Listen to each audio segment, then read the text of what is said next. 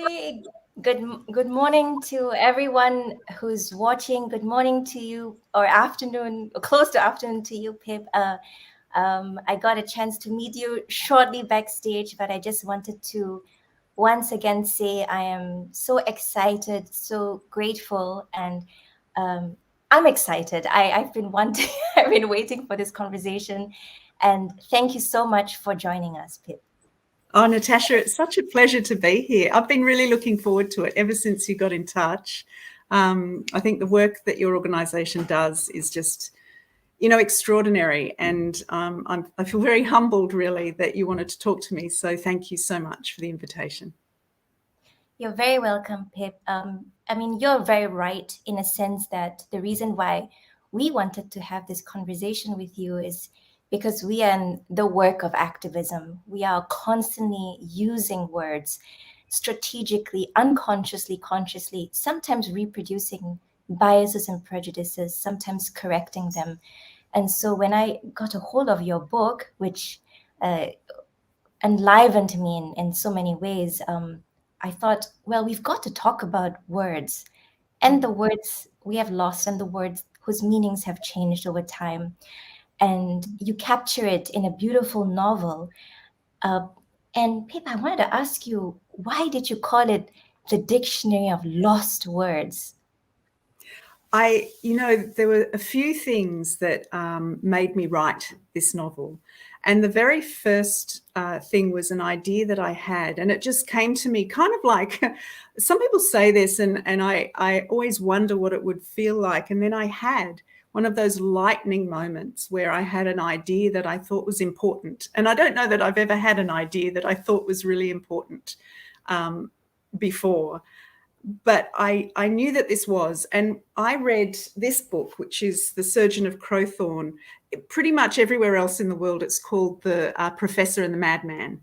And it's about the Oxford English Dictionary. It's non-fiction, but it was about the relationship between the editor of the dictionary and one of the more prolific volunteers, people who sent in words with examples of how they'd been used in novels and other types of books. It's a really interesting story, but by the end of it, I had an understanding of how the dictionary had been compiled, how it had been put together, how all the words in the English language had been defined. And let's be clear, we use language all the time. We use words the way we want to use words. The English language in particular is very dynamic and it changes over time. And it's used slightly differently by different groups of people. But this was a project that wanted to pin the language down. It wanted to define the words. And what I realized suddenly, even though I'd turned to dictionaries my whole life as the arbiters of truth, they could not be argued with. They were objective and they were scholarly and they were right. And what I realized suddenly was that they were human objects. Dictionaries had been made by humans and therefore must be full of human frailty. And when I read this book, I realized that the dictionary that, in fact, in the English language, we hold above all other dictionaries, the Oxford English Dictionary, was completely developed by men initially, because it was a project of Victorian England. It started in 1858 and the first edition was completed in 1928. And for a word to get into the dictionary, it had to have been written down. And I realised that most of the words that had been written down before the 19th century, before the 20th century, were written down by men. And all of the people defining the language, sorting through all of those words to try and come up with definitions, were men. And I'm a social scientist. My background is social science. And initially I just thought the idea was, oh my goodness, this project was biased. It has a massive gender bias, because if only men were putting the dictionary together and their data was only from male writers on the whole, what does that mean for the language that they've defined? Does it mean that their definitions perhaps are biased towards men's experience? And that was the idea that I had. And I couldn't really explore it from a social science point of view. I couldn't really find what I needed just by searching the internet or going to the library. And I thought the best way to explore it really was to put a little girl under the sorting table where all the words of the English language were being defined, and imagine how those words might affect her as she grows into a woman, but also how she, as a young woman living in a really interesting time in history, how she might affect the words. And so that's where I started with the idea.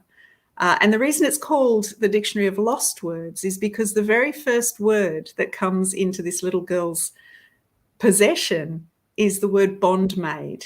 Now, this is a real, this is history, this is fact. The word bondmaid, which means slave girl, was lost from that very first dictionary, which I have sitting here. This is a first edition of A and B. And if I open it to B, I will come across bondman, and then there is no entry for bondmaid, because even though it was a word that had been written down many, many times, unfortunately, because bondmaids have been part of our history and still are. They're still part of, life for many people. Even though that word had been written down 1,000 times, it should have been in the dictionary, but it wasn't. It was literally lost. So it was written on a slip of paper and somehow never made it to the printers where it got typeset for the dictionary. So it was genuinely lost, and no one knows how. They just know that it was missing from that first dictionary. And so because no one knows how it was lost, I could make it up. And so that's the very first interaction that my character has with the words of the English language and of the dictionary. Pip, thank you for that beautiful summary of in a way, the history of how a dictionary is compiled. As you said, no one really thinks about what words are chosen to be included and why. And what stood out for me was that only if those words were defined in some sort of journal or in writing, then they would be regarded as a credible way of using the word.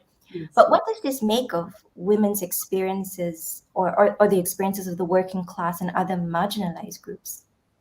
Well, that's one of the things that I became incredibly interested in, because I realized that it wasn't just women's words that might have been missing from that first dictionary, and actually from dictionaries that have been written since. And this is now up to its third edition. So, of course, it's evolved, just like our culture has evolved.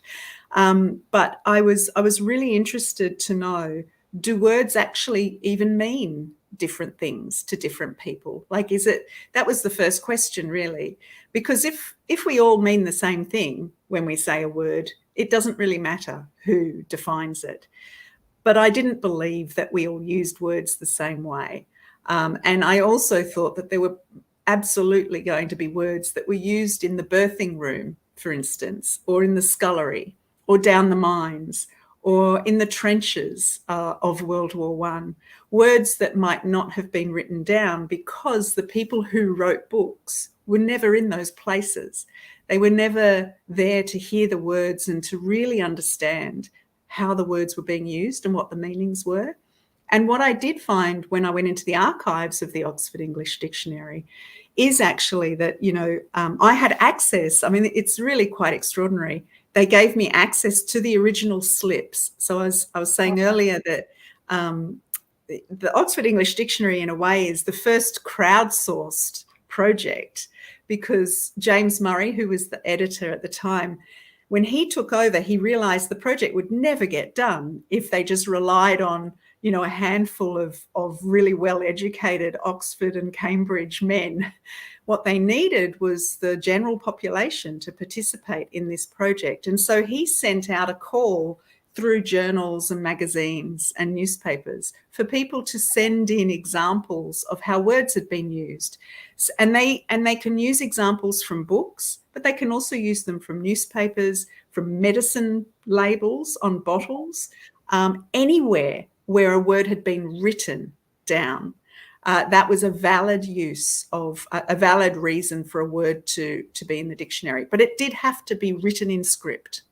And so he had thousands of people from around the world, including Australia and Singapore and the United States, and pretty much anywhere where people spoke English. They would send in these slips.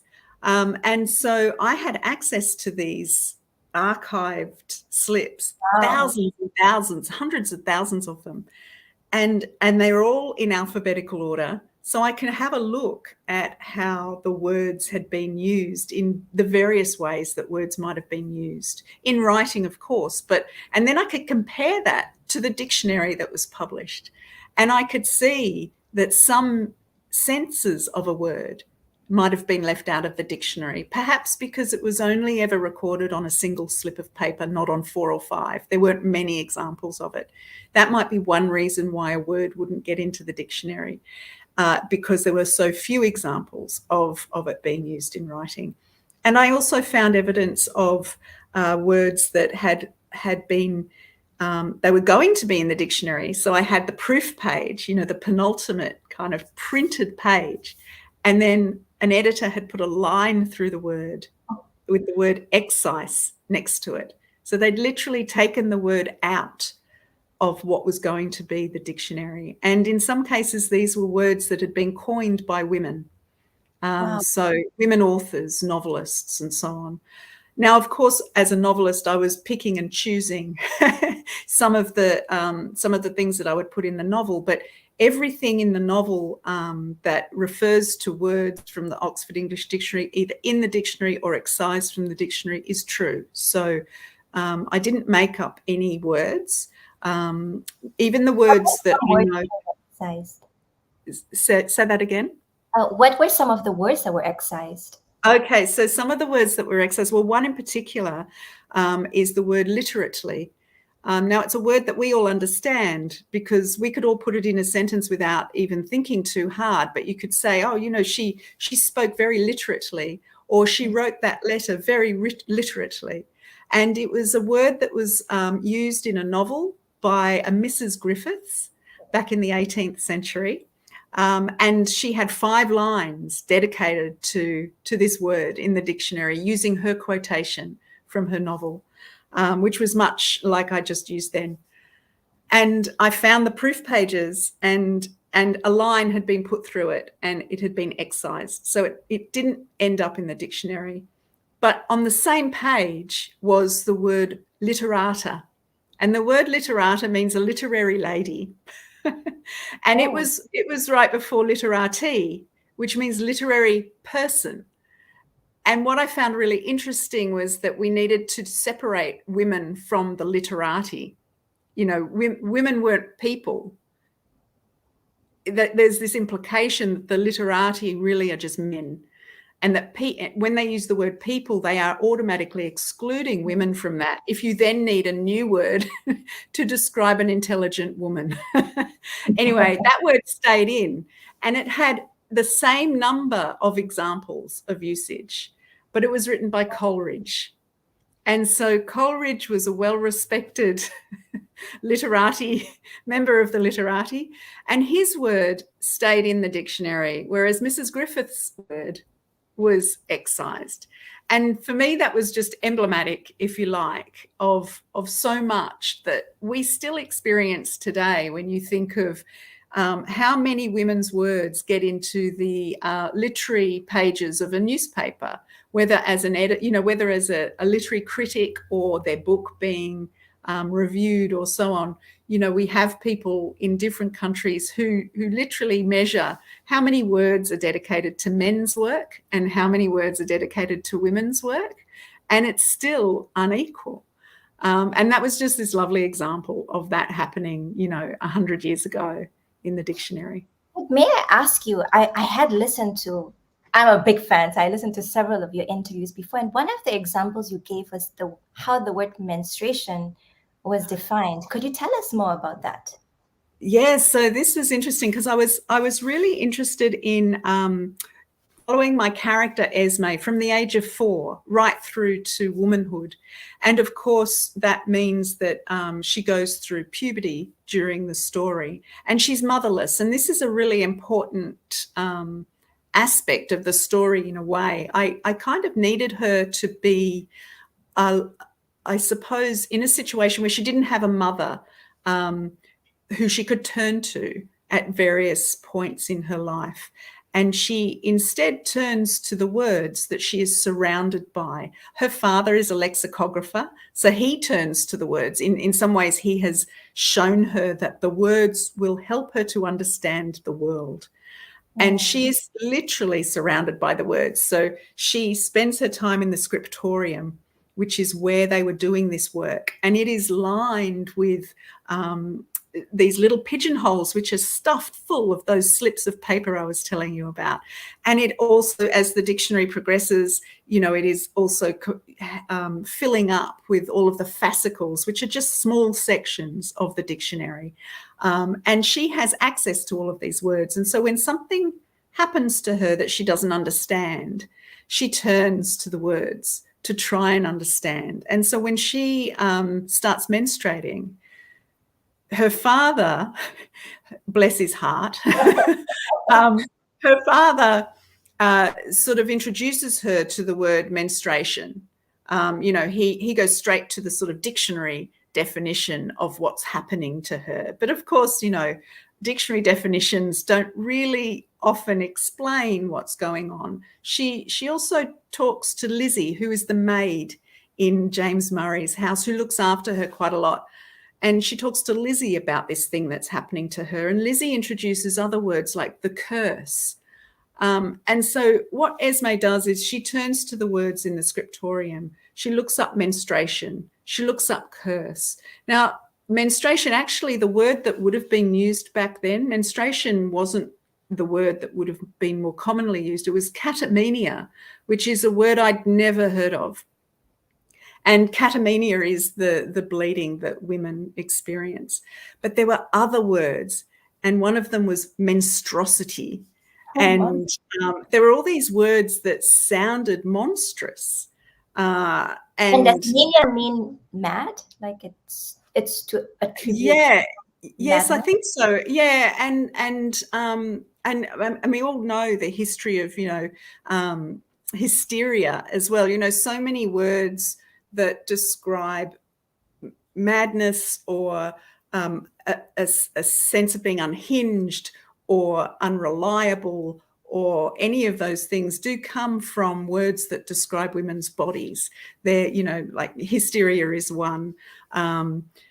Mania, I think, is another, but I'm not sure about that. But just the way the dictionary described women's bodies and women's bodily functions was very obtuse. It never really, because this is a 19th century project, and it was stuffy old white men who were writing the words down, and it's almost like they couldn't bring themselves to say some things.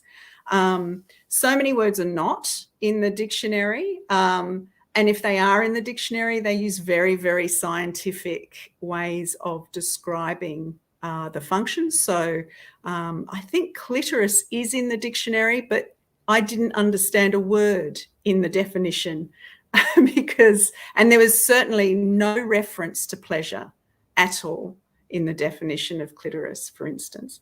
And what Esme realizes is that the dictionary is inadequate, that the definitions of these words are not adequate to her experience. And she suddenly has this, she loves the dictionary. She loves the words. This is her place of comfort. It's where she turns when she needs help. And this is a moment in her life, and adolescence is, where she suddenly realizes that what she has held up to such high esteem is falling short. And I think adolescents sometimes think this about their parents. You know, suddenly they start to question the authority of their parents, or the wisdom of their parents, or even the experience of their parents. And she realizes then that words are inadequate sometimes to experience. but particular experience, to her experience as a girl turning into a woman, the words could not help her. And the words that, you know, were used around her, like curse and other words, they really denigrated the experience and made her feel polluted. And that is one of the words, that is one of the definitions of menstruation. It is a pollution. That word is used in the definition. And this is what she was learning to live by. Yeah, in fact, Pip, so I'm a Muslim, so in our holy book, the Quran, where it refers to menstruation, the English translation uses the word pollution as well. So when I grew up understanding that menstruation was in a sense a pollution. And it was only when I started to read books written by women that doesn't define menstruation as the blood coming out, but as a cycle of a body where the body is changing and you've got to be in tune with what it's telling you. It turns it from being something dirty, shameful, something to be hidden, to something to be celebrated, that your body is in a renewal, it's in a new birth.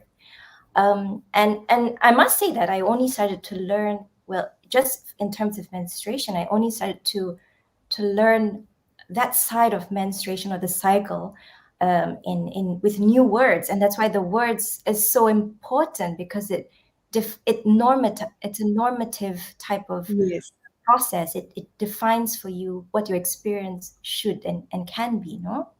That's right. And it also means you can share it with other people. If we don't have a word for something, it makes it very difficult for us to share our experience or our history or our connection.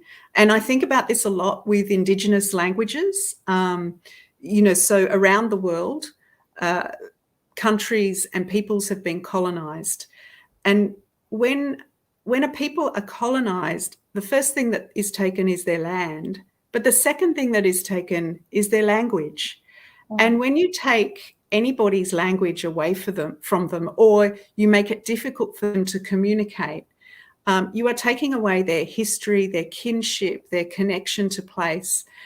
But worst and most of all, you are actually taking away the opportunity for reconciliation and understanding between different peoples. So in Australia, this is something that is really important at the moment. Aboriginal languages, and we have hundreds of them in Australia, and many of them have been lost and others have been almost forgotten, but in many cases they're now being renewed. And sometimes that's because Europeans wrote some of it down when they first settled in Australia. So in the case of Adelaide, where I live, the Kaurna people, which are the traditional owners of the Adelaide Plains, there was a bunch of German missionaries that came back in the 1850s, and they sat down with Aboriginal elders on the Adelaide Plains, and they wrote down the language that they were speaking with the cooperation of the elders. And they wrote it down in their way. They interpreted it their way. But it is the best record that we have of the Kaurna language. And since the 1990s, I think, that language is being revived by, you know, some elders who still had some language with them, but also using the, I suppose, the sort of work of these amateur lexicographers who were writing down words and meanings. And that language now is being spoken by Kaurna children and also by white fellas who are interested in learning it. Now, by speaking the language of the Kaurna people, we have a better understanding of what has been lost for them and also what is important, and how their kinships work and all of these sorts of things. But without your traditional language, you find it difficult to communicate those things. And that's one of the reasons language is so important. I have another really interesting example of a secret language, which I only came across recently. It's an ancient women's language from China, from the Hunan province, I think, and it may go back 3,000 years. But it's a language. Do you know of this? No. Do you know of this language? I think it's called Nushu, Nushu, and it was a script. It was a written language, even though it was used among illiterate peasant women mostly. It was quite popular in the 19th century, but they do date it back, maybe 2,000 years, perhaps even 3,000 years. And it was a language that was used in this province, which I think is quite an isolated province with lots of isolated villages, where women, once they married, they would move away from their family and friends into a fairly isolated situation with their husband's family and so on. And this script developed that was passed down from mother to daughter, which allowed women to share their experiences of domestic life. It allowed them to complain and to talk about the hardships of their life. It allowed them to maintain friendships and family ties. But it was completely secret, and only women communicated in this way. And it was sort of rediscovered in the 1950s, but then the Cultural Revolution made it a sort of, they really quashed it. So it was an offence to work with this language, or to be interested in this language, or to talk about this language in any way. But these days it's now being rediscovered again, and men and women are learning about it. But I found it really fascinating, because language finds a way in times of need. We find ways to communicate with each other. And what I found when I was writing this book, what I realized is that sometimes we use the same words that the dominant culture uses, but we just use them differently. And one of the things about the English language is that it is constantly changing. And sometimes it's changing because various groups pick up some words and they say, essentially, the way you've defined it is not adequate to my experience, and I'm going to use it differently. And then my friends use it differently, and my social group uses it that way. And suddenly a word that we have been using one way for 100 years is suddenly being used a different way, because it's found a new purpose. And that's what language does. I wanted to touch on this point in terms of claiming back words. There's a sense of, when we're talking about the women's movement, there's a sense of words that have been used that are meant to patronize, denigrate, or margin, or minimize women's experiences. Then women claim back the word.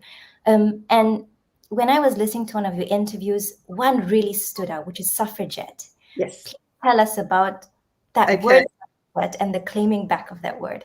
I'd love to. So suffragette's such an interesting word. I feel like in the novel, it's a very conventional novel in that, it has characters that have a story arc and they change over time. But there are certain words in the novel as well that to me were a bit like characters. They had their own story arc. They interacted with the environment around them and with people around them and changed, just like a human can. And one of those words was suffragette. So the word suffragette was coined in 1906 by newspapermen who were very anti-suffrage movement. They did not believe women should vote, but they were, in particular, they were very offended by the actions of what we now call the suffragettes. And the suffragettes were, in a way, they didn't represent all women who were fighting for the vote. They really were the women who were part of the WSPU, which was the Women's Social and Political Union. And that was headed up by Emmeline Pankhurst. And so some of the people tuning in might know her name and know about her particular organisation. And they differed to many of the other suffrage organisations in that they used protest, they broke the law, they committed arson. That's right. So they used far more, I suppose, newsworthy actions to try and get the vote, to try and get attention. So they knew that, you know, they had been doing this for decades. They knew that they were not getting the attention they needed by writing polite letters and marching with banners. And so they started to muck up. They started to behave badly. And they did. They broke the law by acts of vandalism. They actually, you know, not everyone agreed with how they behaved, including within the suffrage movement. A lot of organisations were very against how the WSPU enacted their activism, because they put people at risk as well. So they also planted letter bombs at certain points in time. They put themselves at risk, absolutely. And that's what women do around the world. They would march, but they would also put themselves in harm's way. They were jailed very often, and these were the women who were subjected to forced feeding when they decided to go on hunger strike. So initially they were treated as political prisoners, and they were given a certain level of, I suppose, privilege within the jail system, but then they were just treated as ordinary criminals, and they would go on hunger strike, and then they would be force fed, which is, you know, the way I've seen it described, essentially is like a rape. And so these women endured an enormous amount, but they were seen by the shock jocks of the day, the newspaper men. They were seen as less than the suffragists, who were the women who were being polite, the women who were marching and writing letters and, you know, going about it in a polite, friendly way. And they were seen as little girls mucking up. And they were called suffragettes by these newspaper men because the ETTE on the end of suffrage, the et, is a diminutive. It's the same way, you know, we use in language cigarette, serviette, kitchenette. It means smaller than, less than. And so a suffragette was less than a suffragist, one of those more mature women who wants to try and get the vote just by chatting to us and, you know, writing letters.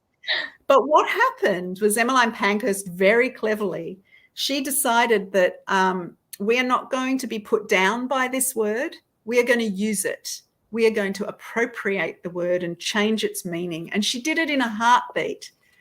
So this is the front cover of the journal that the WSPU put out, and they called it the Suffragette.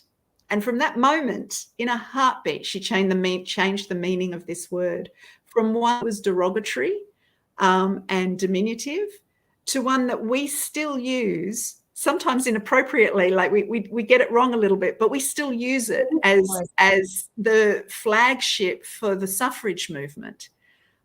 So, you know, and I know politicians who use the word suffragette instead of suffragists. We just call all women who've been fighting for the vote suffragettes because she was that successful in changing the meaning of the word. And it's just wonderful. The thing about the word suffragette, though, that I also find interesting, when I was looking at the history of how the word was initially used and looking at those newspaper articles where they talk about those young women who they called suffragettes, the words and the language that they use reminded me and was sometimes, you know, not word for word, but absolutely paraphrased. It reminded me of the way young women who are climate activists are talked about in the media today. Mm-hmm. So Greta Thunberg, for instance, the way that she was talked about in the media was people would say things like, she has mental health issues, she should be better looked after by her father. Which these are the things that were said about suffragettes, that these women should be better cared for by their husbands and fathers. These women have, you know, they're insane, they have mental health issues. These women should be better cared for, basically, and kept quiet. And that same language is used around young women who are fighting for climate action. And I'm sure young women who are fighting other causes as well. It's a very easy way to diminish what you're saying if you diminish the capacity of the person who's saying it. Mm-hmm. I mean, certainly across the history of all of our countries, hysteria, mania, that sort of thing, that sort of words have been used to deny women to be judges, and deny women's abilities to lead nations, to be ministers, and therefore were parked in certain type of industries that were more about caring and nurturing, which is also one of the reasons why we have such a huge gap in inequalities of income. Absolutely. So it was a system propped up exactly for that reason. Pip, because you mentioned the suffragette movement, we talked a little bit about this before, but you said that, you didn't have an agenda writing. This book is not about the women's suffrage movement. It's not a protest novel. It's not a feminist manifesto. And you say that there's a place for other forms of activism in this book. Even if you don't use the word activism, can you explain more about Esme? I mean, she was different from Tilda, who was her friend and suffragette. Yes. Yeah. So when I started writing this book, I was interested in the dictionary. That's the idea that I had, and that's the story I wanted to tell. I very, very quickly realized that the dictionary was developed at a time of huge social upheaval in the United Kingdom in particular, but around the world. I couldn't ignore the suffrage movement. And in fact, the suffrage movement, having read the history of the suffrage movement in the UK, it tracks parallel to the development of the dictionary so beautifully. Even with the dictionary was finally published in 1928, and just a few weeks later, women got full equal rights to men in Parliament. Just a few weeks later, they got the suffrage bill went through, even though they got some partial rights back in 1918. Not all women got access to the vote in 1918, but all women got access on an equal footing with men in 1928. So the two histories run parallel. And I was really curious about, I had this character who was, she was reserved, she was quiet. She was not the sort of person, say today, who would necessarily go out and shout on the hustings. She wouldn't necessarily march.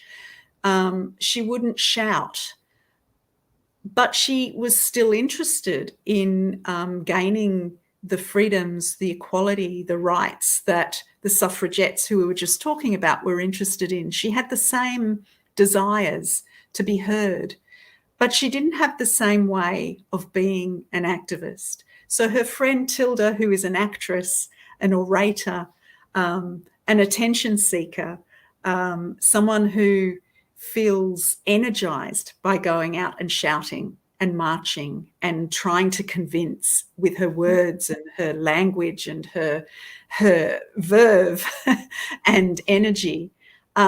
Esme is the opposite to that. She hasn't got that kind of a character, and she doubts herself and she wonders about her place in this fight that is happening all around her. She wonders if she's impotent, if she's unable to participate, and what does that mean for her if she's not brave enough in a way to be like Tilda, if she's not brave enough to go to jail and starve herself. And it really made me interrogate myself as well, because I'm probably more like Esme than I am like Tilda. I think, just to be able to sit in a room by myself for 2 years and write a book, that probably says it all.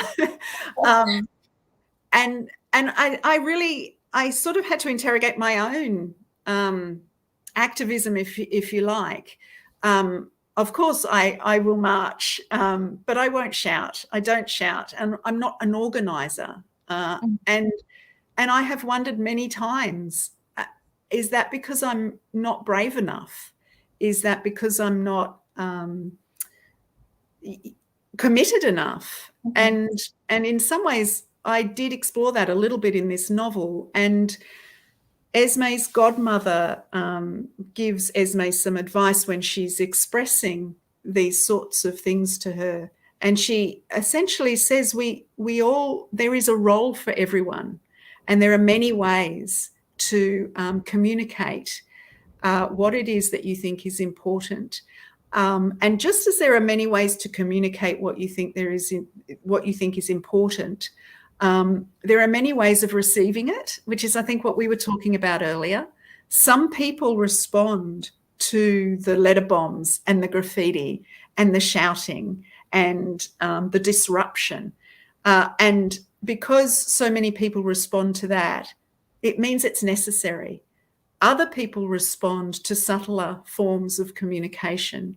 Other people will reject a full-on, they will reject the shouting and the disruption, but they might be swayed by a quieter action. They might be persuaded by something they've heard on the radio or heard in a song or a poem or perhaps a novel, which isn't actually telling them what to think. It's just, I suppose, it's just presenting something in a different way and stimulating thought rather than directing thought, if that makes sense. And so, yeah, I kind of, in some ways, was enacting an issue that I had come across, doing my own research, something that I found problematic perhaps in myself. I then was exploring it through the novel to some extent and trying to understand it. And novels never provide answers. If they do provide an answer, they're not really a novel. They are more manifestos or polemics or whatever. But what I think novels can do is raise questions that then stimulate thought. And the answer that you come to, you have come to on your own, not because someone was telling you what to think.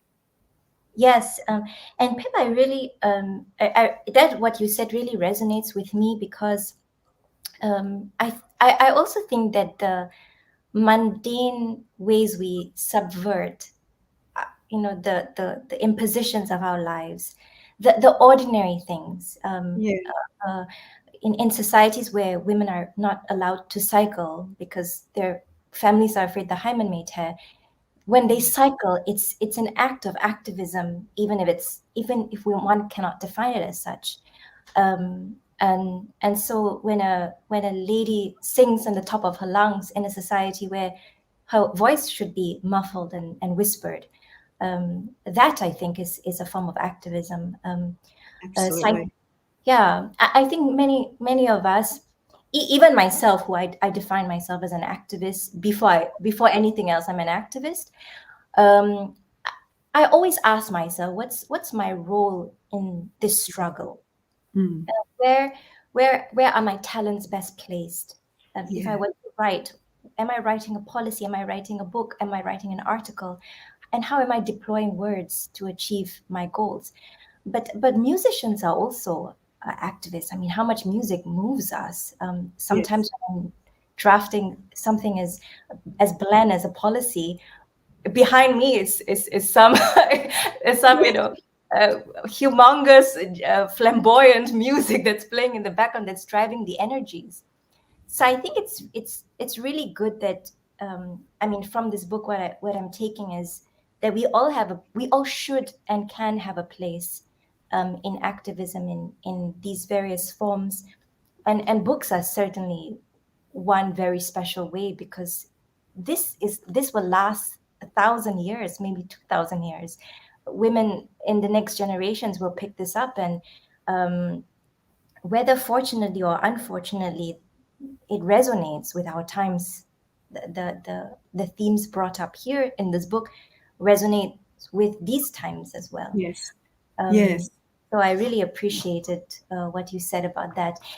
Pip, can I just mention one thing? So actually, I came across this book, I'll Fly Away, by Rudy Francisco. He's an African American poet, and I'm going to send you a copy of this Oh, book. please. Yes, thank you. Um, and uh, and in the one of the pages has a poem, Mm. and it says, "What's the word for that in English?" Question mark. And there I am trying to catch the breeze with a butterfly net. I fumble through the only language I know and find everything but an answer.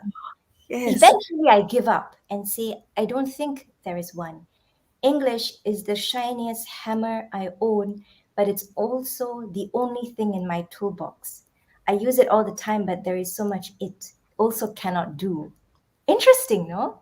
Oh, it's absolutely everything we were talking about before, how it can be so inadequate. And sometimes you have to find other ways of saying things, and sometimes it's not with words. I mean, some in the novel, because the novel is also a sort of love story, and there are a lot of important things that happen in the life of the main character, and not many people notice this, but I'm so gratified when they do. But when the most important things happen to her, there are actually no words.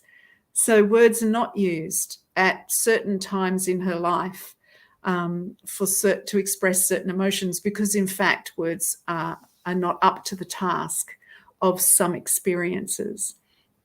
War is one of those things. We have these words that they try to catch everything about war. Horror is a word that is used throughout commentary about the experience of being in the trenches, for instance, in World War One, and I'm sure is being used now around the world in various conflicts.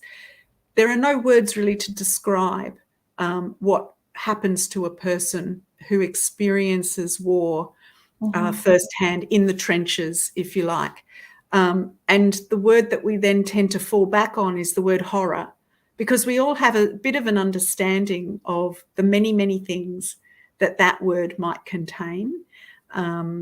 But actually nothing really can describe the experience of so many things, which I sometimes wonder is why, with,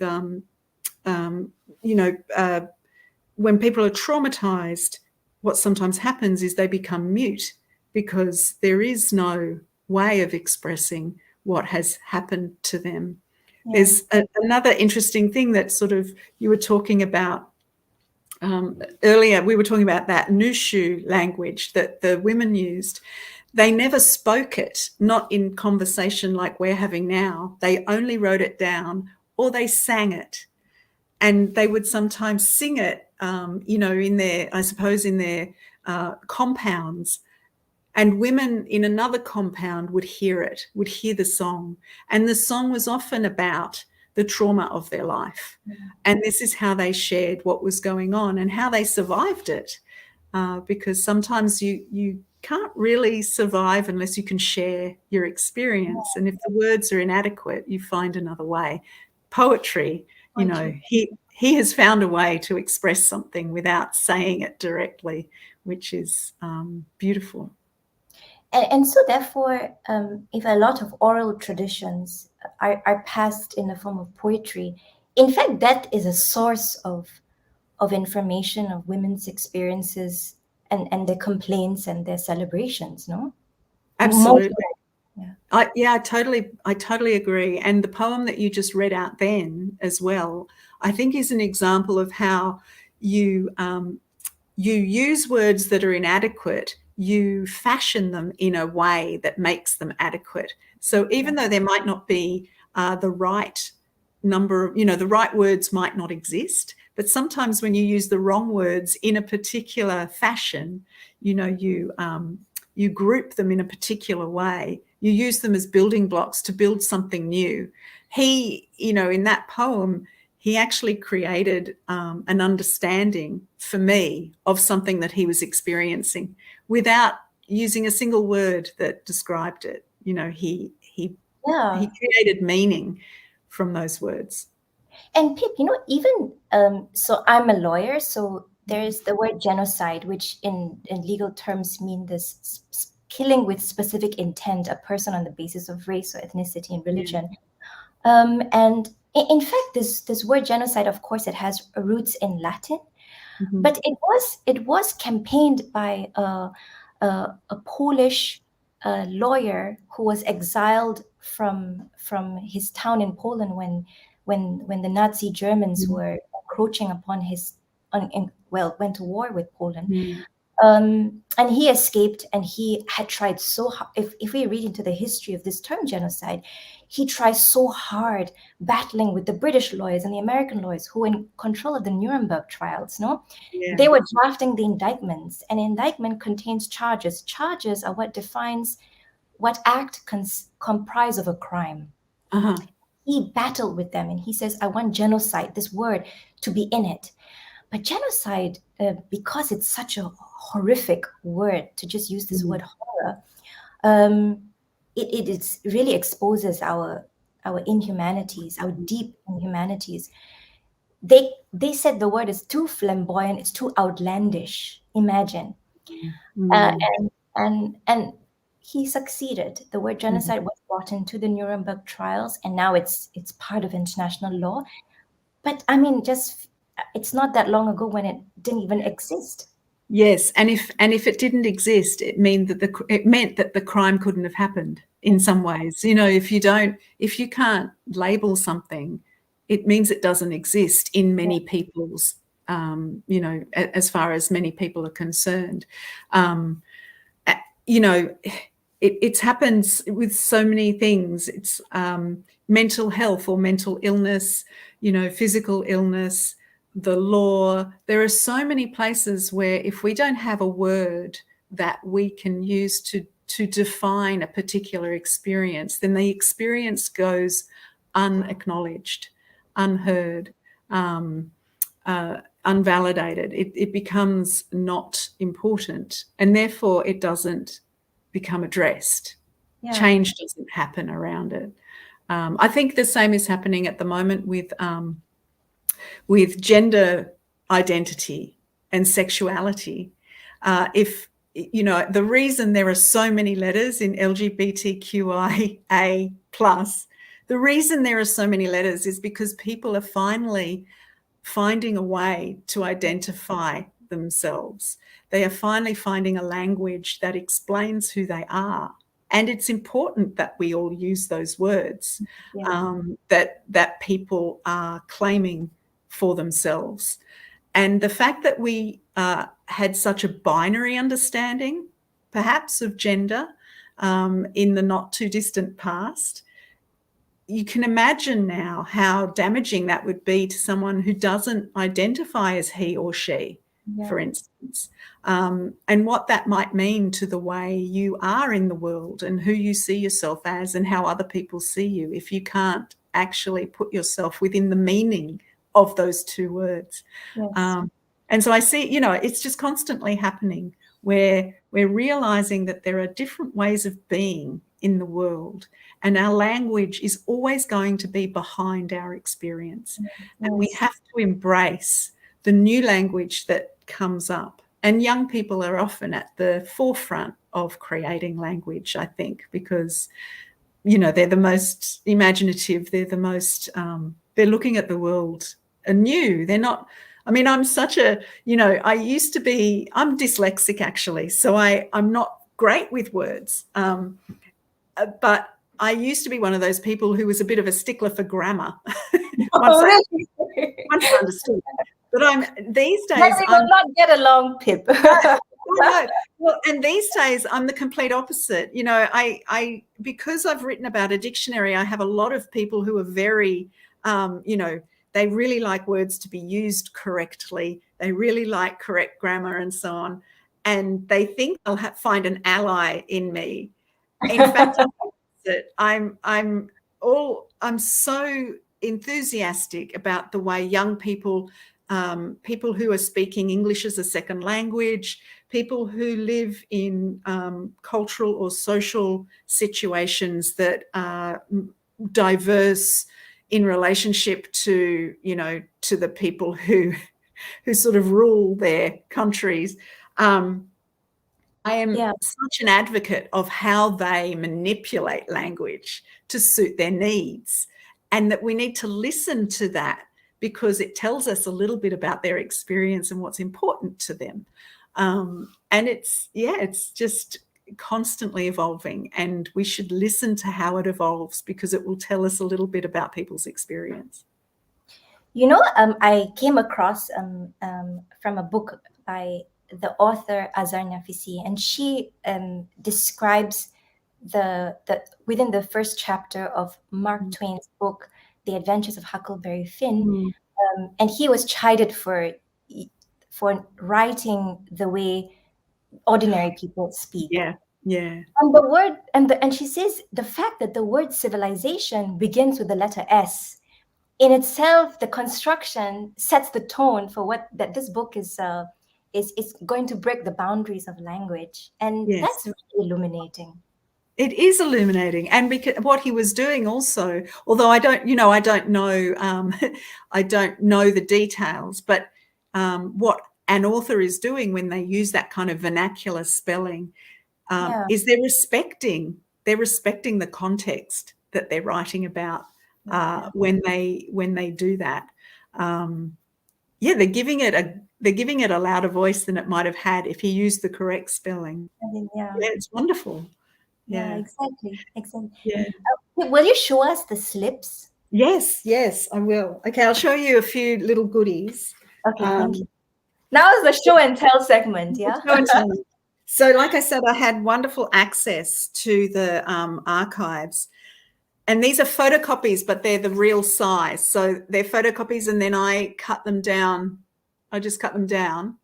So Mhm. this is a slip for Bondmaid. So these are the slips that went missing. So we don't know what happened to the original. The way it worked is that they would have all the slips. So these are examples. I'll just put a few of them up. These are examples of the word Bondmaid and how they were used in history. So this is Shakespeare from 1596. So it's a quote from one of his plays that uses the word bondmaid or a similar type of word. So sometimes it's bondmaiden, sometimes it's bondmaid as one whole word, other times it's, two words separated. So these are the slips that were used to define the word, and they eventually used the definition slave girl. It was that simple. So bondmaid is defined as slave girl. There's no other definitions of it in the dictionary. But what was missing was the top slip. So these are the things that were just sent in by sorry, my screen is just oh, there we go. Something came up on my screen. I didn't know what it was. These are the slips that were sent in by volunteers, but then a lexicographer would go through them and create a top slip. And the top slip would have the word and the definition that was going to be in the dictionary. And that's the bit that went missing. So that never ended up where it should have ended up at the Oxford University Press, where they then typeset it and print it.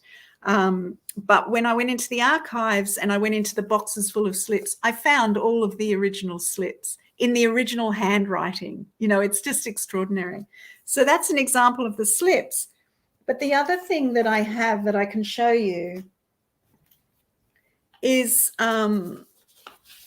this is an example of one of the proof pages.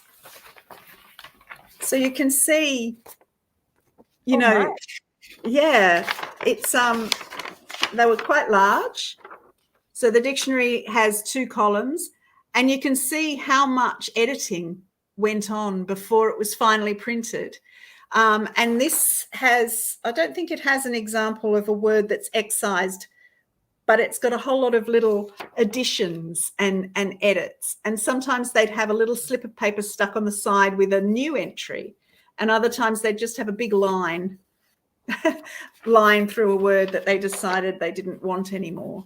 The other thing that you might be interested in, at the end of the novel, and it's not really a spoiler because it is part of the history, this is also one of the things that really, I suppose, it was one of those motivating factors to write this story.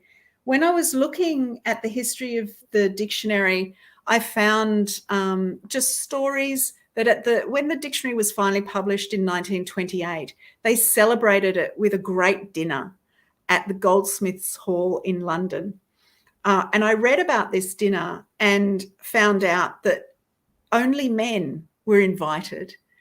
But what I knew about the dictionary is that a number of women had worked on the dictionary, and some of those women had worked on the dictionary for decades of their life. Wow. One of those women is in my novel. Her name is Edith Thompson. She was a volunteer, so she never got paid for her contribution. But she wasn't just sending in slips. She was being asked to do some of this editing of the dictionary and to find definitions for particular words.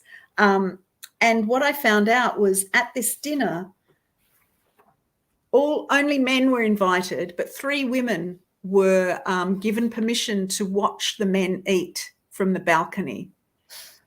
And one of those women was Edith Thompson, who worked on the dictionary for 50 years of her life. And she's given credit as a volunteer in every single one of the volumes.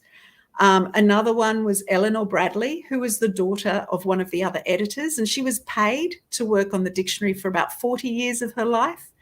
And the other woman that was invited was Ross Frith Murray, who was the daughter of James Murray, who also worked on the dictionary for decades of her life.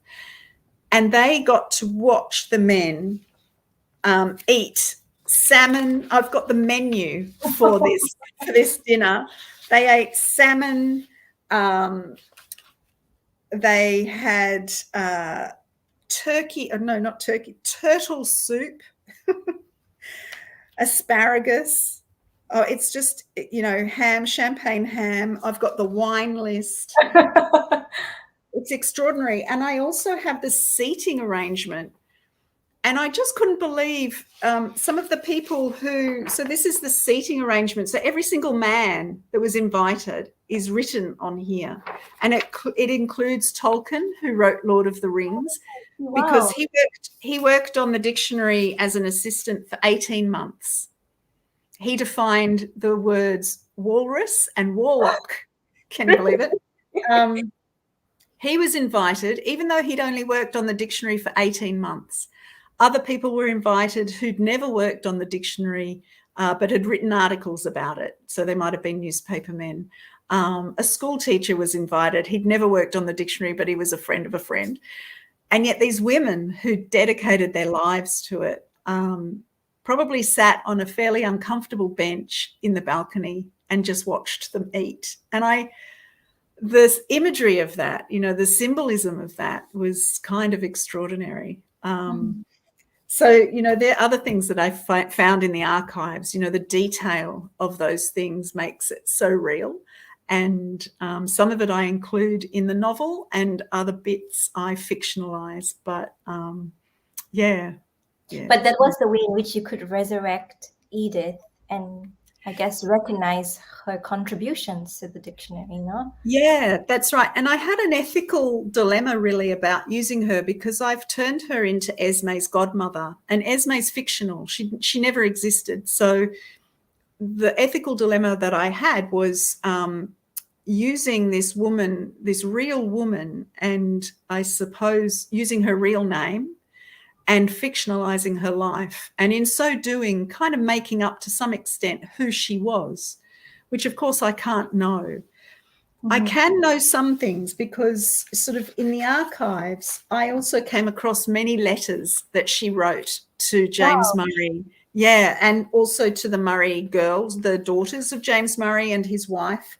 I had a sense of her personality, which I've tried to be true to in the novel.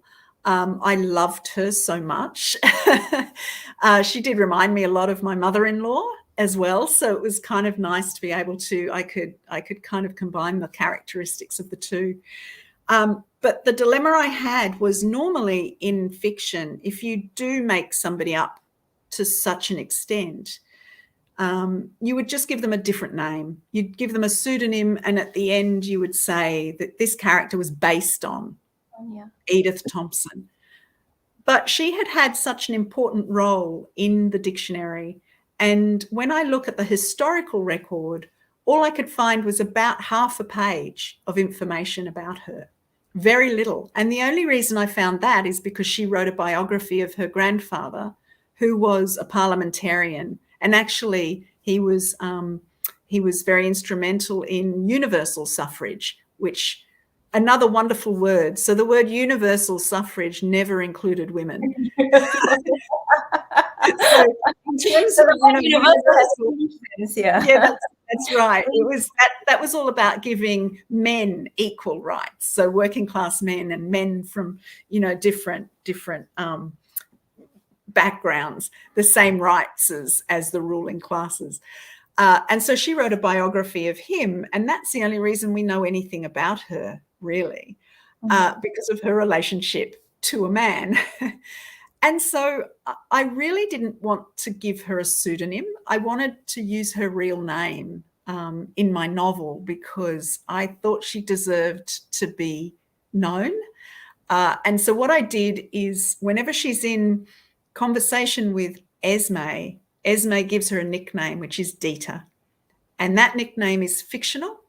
And that's what Esme calls her. And so all of the scenes that really include Esme, she's known as Dita. But whenever she's doing her dictionary work, she's known as Edith Thompson. She signs her letters Edith Thompson. Everyone refers to her as Edith Thompson whenever it's in relationship to the dictionary. And I never really made up anything in terms of her work on the dictionary. That all comes from the historical records. So that's the way I dealt with that. But it was so important to me that I don't excise her from my book. Once again. For lack of information, you would then excise her further if you had not included her. That's right. And it seems like a kind of, a continual excising from history is women. We don't know so much about women through history because they weren't written into the history. And in some ways that then restricts our ability to write about them continuously. And so I think that's where fiction can really fill many, many gaps in history. People understand that fiction makes stuff up, but there is an emotional, social, cultural truth that can resonate in fiction that is often missing from history. And I think that while we understand that a lot of fiction is made up, we can also understand that the gap that it fills in our historical understanding of the world is still true in a small t way. We wouldn't believe it otherwise. And it's true because human beings essentially haven't changed very much for hundreds and thousands of years. We still have the same desires and goals. Women still want more of a voice than they've got. People don't want to be enslaved. They never have wanted to be enslaved. Do you know what I mean? Our circumstances might be different. Our clothes might be different. Our homes and technologies might be different, but actually we are the same as we've been for, millennia. So I think we understand people of the past. Yeah. Truly, people, actually, because of the crisis that's happening in Iran, I took it on myself to read more Iranian literature because it portals you to other worlds and gives you new words to describe experiences maybe that you haven't described in English, no? But what is truly sad, and even the book which was translated, it's called 1,000 Years of Persian Poetry by Women, and it's translated by Dick Davis.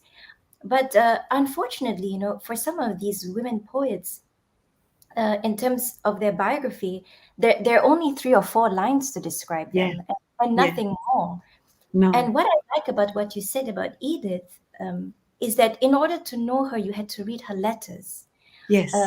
And oftentimes I think we privilege, or we put nonfiction in a higher hierarchy. There's a hierarchy, like academic journals are unsurpassable. The Bible and the Quran is unsurpassable, right? And you have hierarchy of other scriptures and books.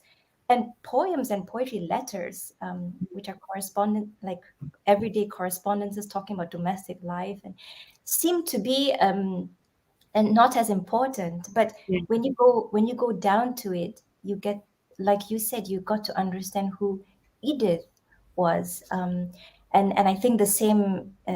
I started to read a little bit also more about the sayings and the words of one of the Prophet Muhammad's wives, Aisha, um, Mm.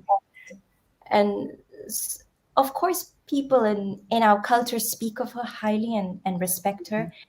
But the words I would use to describe her: she's rebellious, she's witty, she's a jealous person, she's smart, Yeah. um, and she has the characteristics of your modern day protester, you know. Yeah. And didn't she lead an army? Yeah, and then she led an army, and Yeah. they call it the Battle of the Camel, but they never talk about the woman on the camel's back, Yeah. you know. Yeah. So I like that we resurrect people from history, even if we put them in fiction, or we get to know them through works that are not categorized as of the highest peer reviewed type. No. I completely agree. And as a scientist, so I was a social scientist, and I published Yeah. lots of papers in peer-reviewed journals. And what I would also say is that history and biography and, well, you know, even the dictionary and encyclopedias, they are not objective works. You know, there is subjectivity all the way through. Every piece of research that is done starts with a question that comes from a human being with a particular agenda, with a particular experience of whatever it is that they're studying. And their experience is going to influence the question they ask and how they answer it. And even if it is published in the highest, best reviewed journal, or published as non-fiction and therefore truth, I think we still have to question where it's coming from and what the agenda is of the person who's written it.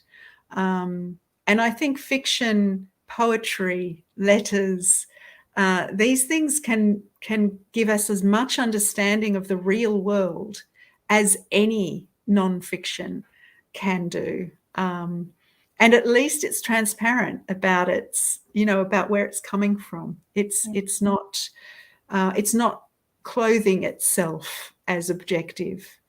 And it's left to the reader to glean what they want from a book. And that happens too. That's the wonderful thing, I think, about fiction. When I speak to people about my book, some people think it's all about motherhood. And I never intended to write about motherhood. Other people think it's all about feminism. And like you said, I'm a feminist, proudly. I didn't have a feminist agenda, though, going in, but I am a feminist. So, of course, it's going to have, that aspect of my interest in the book. People finish books, I think. Once the book is on the shelf, I sort of feel like I got it about 80% of the way there. And then every single time someone picks it up and reads it, they are finishing it for me. Very And nice. for some people, the finished novel is going to be about something that really matters to them. And for other people, the finished novel is about something different because their experience is different. And I love that about novels. And I find it myself when I read novels. My friends and I can have a completely different idea about what the main point of a novel was. And it's because of our own experience. Yes, and as a reader, I think you come into periods of your life. I mean, for me, because of the situation in Afghanistan, and so it was a period of crises. And you then, when you enter the book, you take with it something your life needs for the moment. Yeah. And we are all, as human beings, we are all going through some difficulty or some challenge of sorts. And one can read a self-help book and feel even more insecure by the 5 key ways to be happy. Or one can read a fiction and it doesn't tell you how to live your life, but it reveals something and a message that you may not be able to articulate in words, words being inadequate sometimes, but then you feel changed by it, no? Yeah, yeah. And sometimes sometimes speaking as the author, you haven't necessarily consciously written anything. You haven't written the thing that the reader takes from it in a way. But I think if you have been genuine in your desire to articulate humanity, if that was a genuine desire and you tried to do that in your storytelling, then it means that you might have captured some aspect of humanity that, even though you might not recognize it or be able to label it, it's an honest appraisal of humanity, and someone else who has more experience than you in that area will be able to articulate it for you. So even as an author, I can't always articulate what it is I might be representing on the page. It's just that I have honestly tried to capture the human experience. It's just that I don't always know what it is I'm capturing. A bit like a photographer can take a picture, but it's only the viewer that can tell you what's in it sometimes, you know, because only some viewers will have a more personal, direct experience of whatever it is the photographer took a picture of, even though the picture was beautifully framed and so on. The photographer might not understand what it is that they've done, but the reader will, or the viewer will. Pip, after you've written this book and you've had many conversations with different people, what are you working on now that you're excited about? Well, I actually, hold on a minute, just a Okay. tick. I love your wallpaper. My wallpaper. The wallpaper. Sorry, I'm assuming it's a wallpaper, isn't No, it? it's stone. Yeah, no, that's stone. Ah, beautiful. Yeah. Very nice. My partner built, it's a straw bale house with some stone walls. So You see, I come from Singapore. There's no such thing as a stone wall. You just assume it was a wallpaper. Yeah. This was my partner's big project. So very nice. Beautiful. So I just printed this morning the final proof of my next book. So it's called The Bookbinder of Jericho, and it's actually you got me on a good day, Natasha. So it's actually one of the first to see it. Yeah, you are, because I literally printed it, but it's being laid out for kind of they call them advanced reader copies, so it needs to be proofread, but it's pretty much finished. So it's actually a companion to the Dictionary of Lost Words, and it's called The Bookbinder of Jericho, and it's about a woman who works in the bindery at Oxford University Press, and she's been told that her job is to bind the books, not read them. And she's a really intelligent young woman, and all she's ever dreamed of is going to Oxford University. And she literally works across the road from the Women's College at Oxford University. And really it's a story it's set during World War I. It's got a few of the characters from the dictionary are in this book as well. So Tilda is in this story, and so is Gareth. But she's a working class woman. And we were talking before, you were talking about the book you're reading of poetry, through the ages, written by women. When I was researching this book, I was looking for any kind of literature or artwork done by women during World War I. And in a similar way, this women's poetry, for instance, even though they actually, during World War I, women wrote and published almost as much poetry as men at the time. But when we look at anthologies of World War I poetry, there's barely a woman acknowledged in those anthologies, despite the amount of poetry that was actually published during World War I from women. And so women's experience of World War I has been minimised because we're not reading their poetry, we're not reading their books. having said that, I have found, examples of women's poetry. There was an anthology produced that was just women's poetry from World War I, but not produced until the 1990s. So I've got that. I've read novels written by women who'd lived through World War I, biographies and also memoirs. But it's all written by working class, well-educated working class women. And it made me obviously again think, well, what about the voices of working class women? Often when we recreate women who've been left out of history, when we revisit their lives, we're revisiting the lives of wealthier, more educated women, because they're the women that have, if they haven't contributed, we don't know much about them, but we know something about them because they were usually connected to a man, or they were the daughter of, or the wife of, or the, and so that's how we know about them, and their name is in history.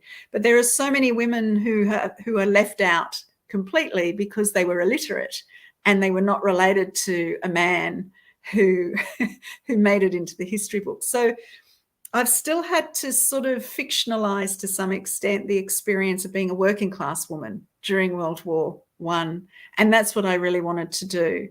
And so there's a crossover with the Dictionary of Lost Words, because they share a location, but they also share a time, and they share a couple of people.